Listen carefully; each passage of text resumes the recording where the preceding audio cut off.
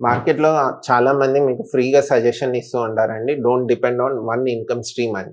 అయితే ఇప్పుడొస్తున్న వాదన ఏంటంటే, ఇంత లాంగ్ వర్కింగ్ అవర్స్, ఇంత ప్రెషర్‌లో పనిచేశాక మేము మల్టిపుల్ ఇన్‌కమ్ స్ట్రీమ్స్ ఎక్కడి నుంచి తేవాలి అన్నది ఎంప్లాయీ క్లాస్ పీపుల్ వల్ల మేజర్ క్వెషన్.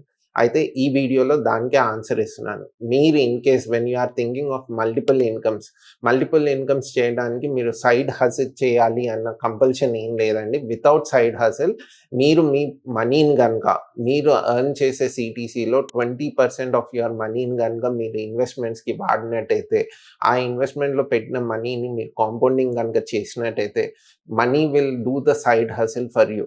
బట్ ఈ సైడ్ హసిల్ ప్లాన్ చేయడానికి మీకొక ఫైనాన్షియల్ ఎక్స్‌పర్ట్ అడ్వైస్ కావాలి. లేదంటే గైడెన్స్ కావాలి.